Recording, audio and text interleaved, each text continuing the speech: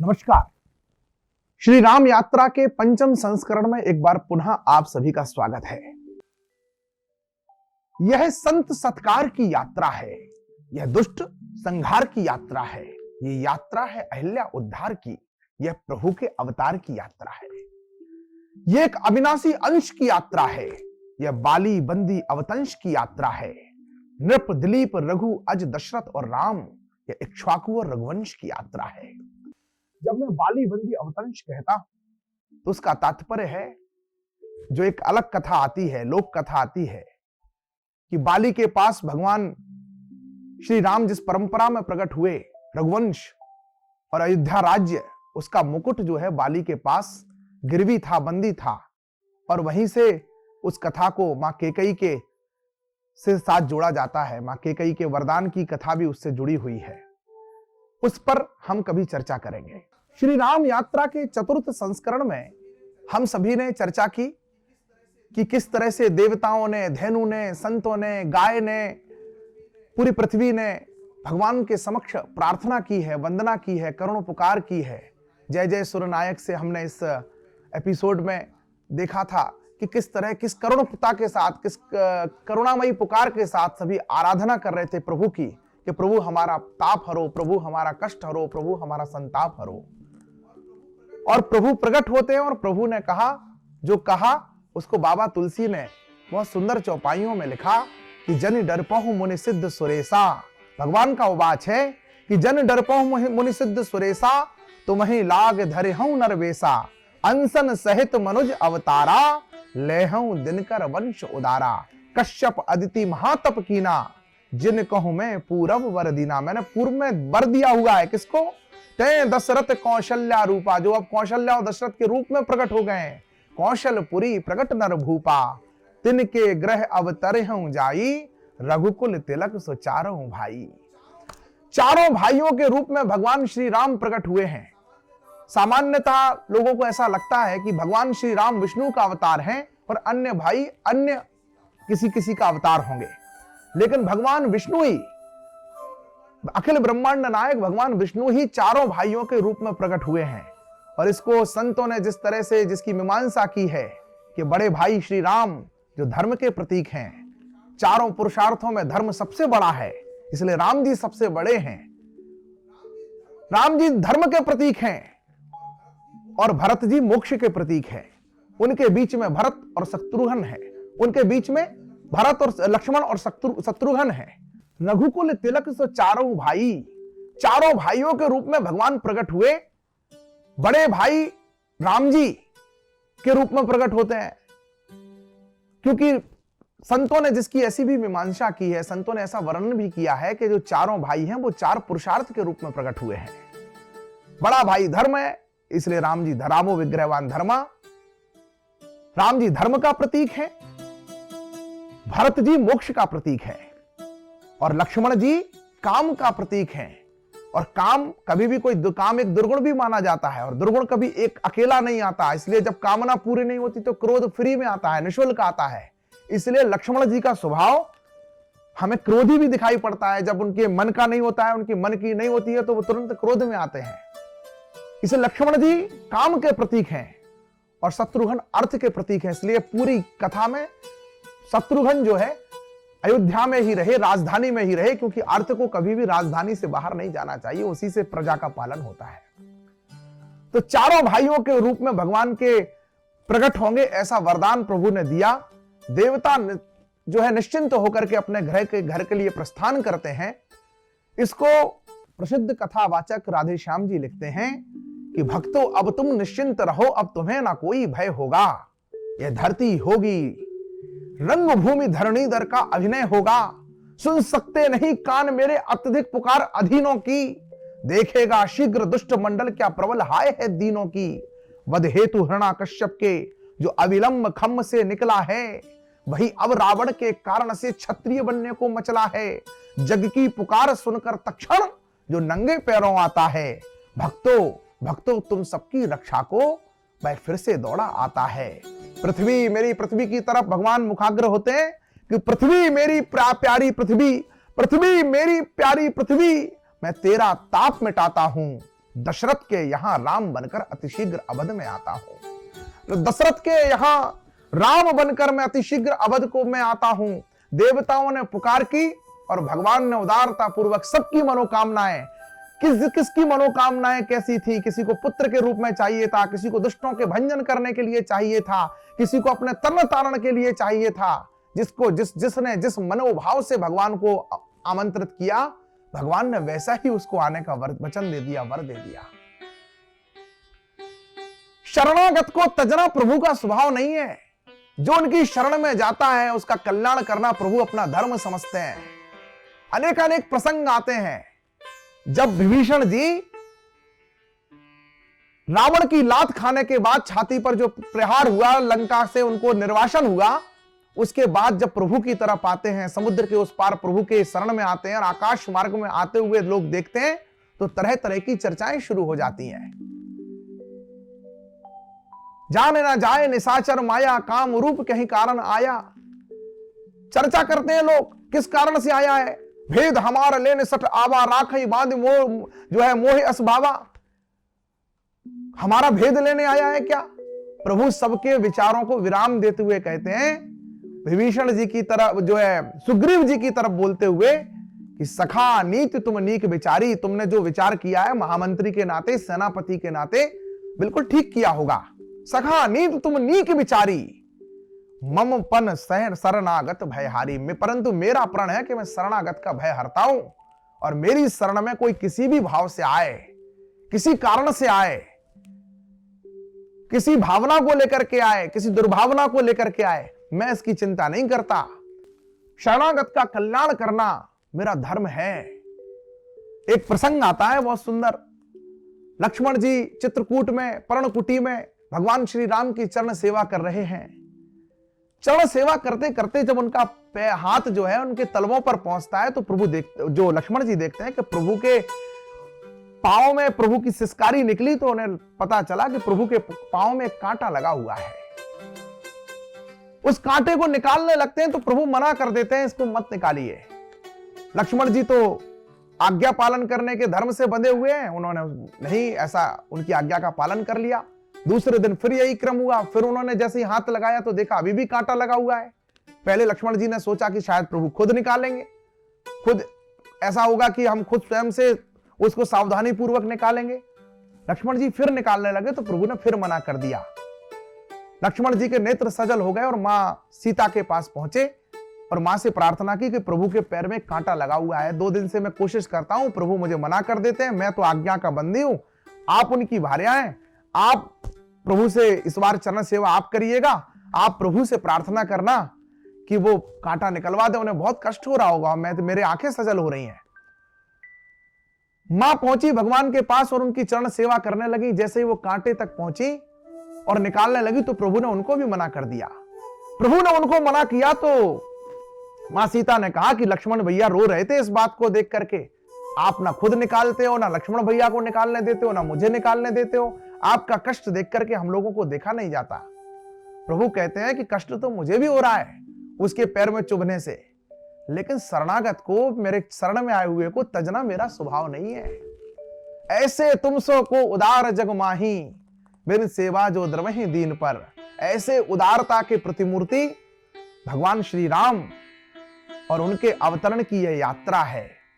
ऐसा उदार चरित्र संसार में किसी का हो नहीं सकता जैसा प्रभु श्री राम का चरित्र है।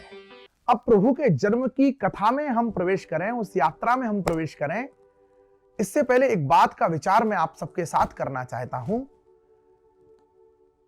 कि किसी राक्षस को मारने का कारण है तो हिरण्याकश्यप की तरह, जैसे हिरण्याकश्यप को मारने के लिए नरसिंह अवतार में भगवान प्रकट हुए, वैसे क्यों नहीं आ जाते हैं? किसी की सुत समान या पुत्र रूप में आने की कथा करनी है, पुत्र रूप में आने की वरदान को पूरा करना है, तो जैसे मां अनुसुईया की गोदी में भगवान आकर के लीला करके चले गए, वैसे लीला क्यों नहीं कर लेते हैं?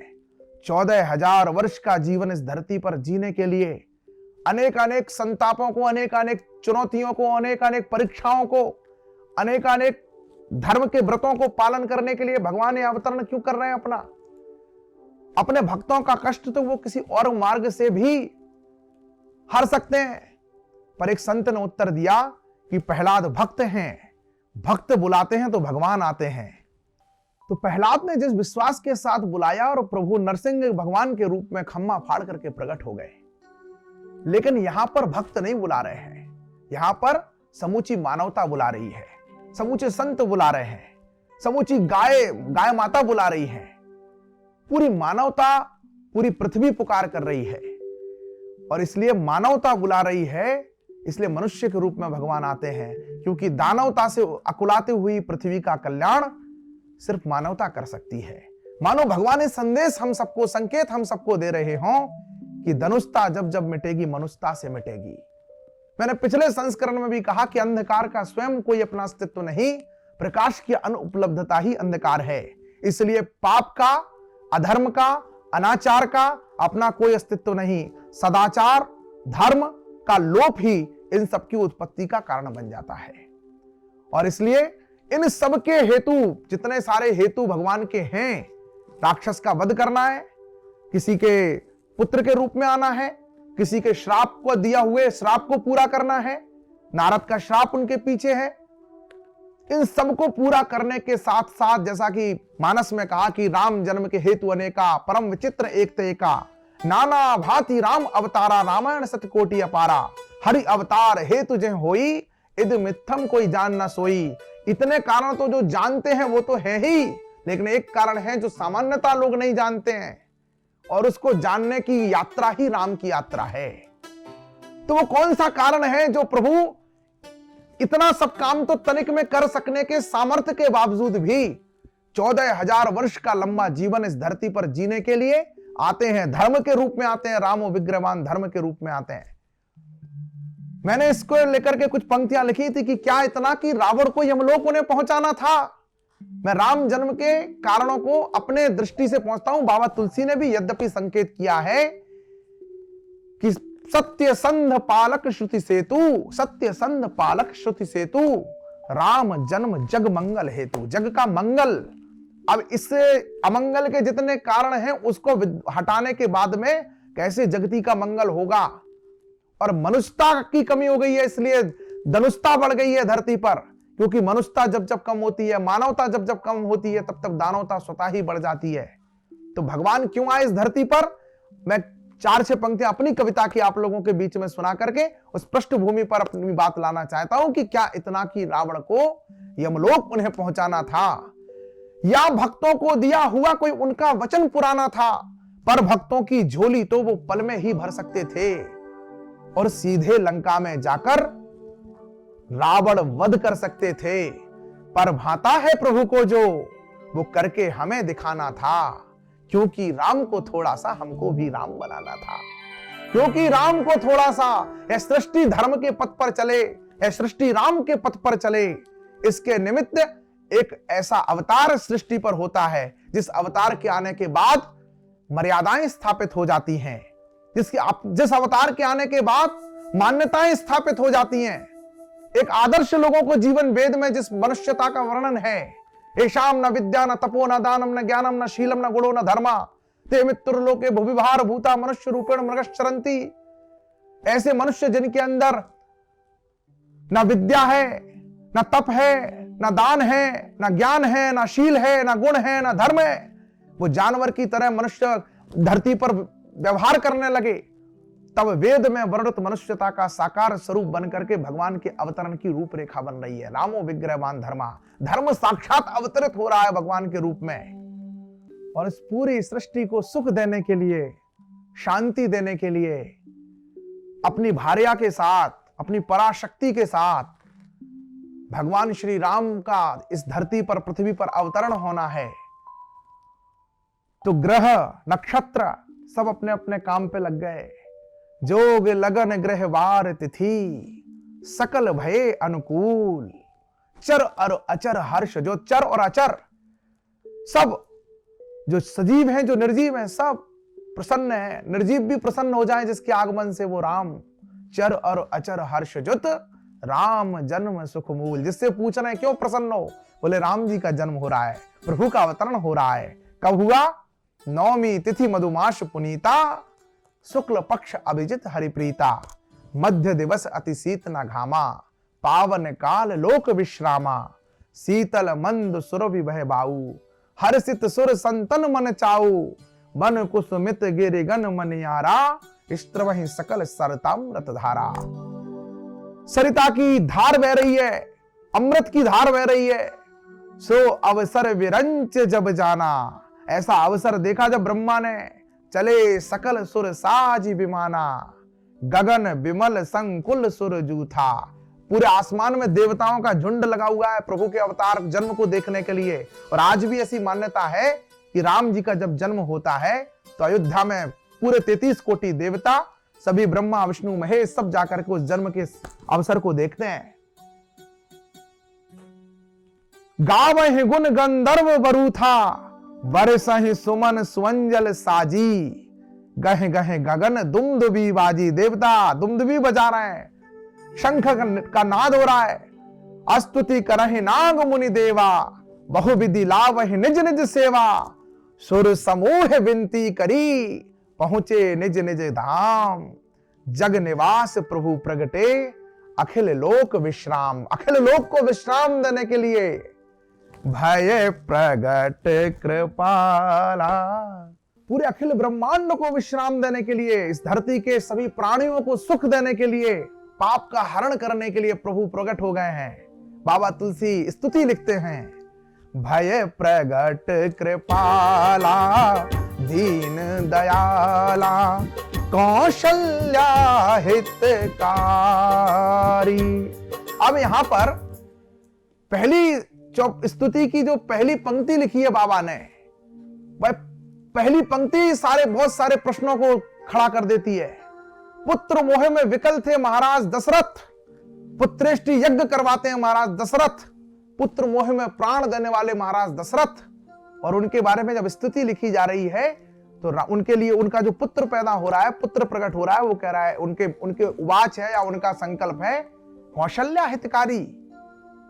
मानो राम जी संकेत कर रहे हों कि मां और मातृभूमि, इनकी सेवा का ही संकल्प मनुष्य के जीवन का सबसे श्रेष्ठ और पहला संकल्प है। और चूंकि मातृभूमि उनके पिता की भी वही है जो उनकी है, इसलिए उनकी सेवा में ही दशरथ जी की भी सेवा निहित है, सन्निध है। उनके कल्याण में ही दशरथ जी का भी कल्याण है। इसलिए जो पिता का कर्म है, जो पिता का कर्तव्य है, उसी को पूरा करना तो पुत्र का कर्तव्य है। जो पितृ का कर्तव्य वही पुत्र का कर्तव्य है। परंपरा का पालन ही पुत्र का कर्तव्य है। इसलिए शायद बाबा लिखते हैं कि भय प्रगट कृपाला, दीन दयाला, कौशल्या हितकारी, हर्षित महतारी, मुनिमन हारी, अद्भुत रूप निहारी। लोचन अभिरामा, तनु घनश्यामा, निज आयुध भुजचारी। भूषण बनमाला, नयन विशाला, शोभा सिंधु खरारी। कहे दोई कर जोरी, अस्तुति तोरी, कहे विधि करो अनंता। माया गुण ज्ञाना, तीत अमाना, वेद पुराण भनंता। करुणा सुख सागर, सब गुण आगर। सारे गुणों के समूह है। जहि गावहि श्रुति संता, सो मम हित लागी, जन अनुरागी। भयं प्रगट श्रीकंता, ब्रह्मांड निकाया, निर्मित माया। रोम रोम प्रतिवेद कहें, मम उर्सो बासी, यह उपहासी। सुनत धीर मत थिर न रहें, उपजा जब ज्ञाना, प्रभु मुस्काना। चरित बहुत विधि कीन चहें, कही कथा सुहाई, मात बुझाई। जहि प्रकार सुत प्रेम लहें, माता पुनि बोली। माता पुनि बोली, सोमति डोली। तजमु तात यह रूपा, मां ने कहा यह रूप तज दो।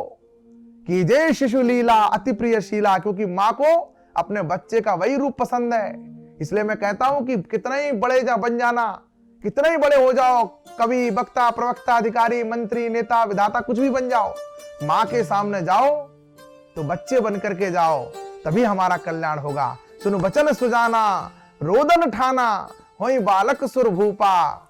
यह चरित जे गावहि, हरिपद पावहि। तेन बरहि भवकूपा, विप्र धैन सुर संत हित।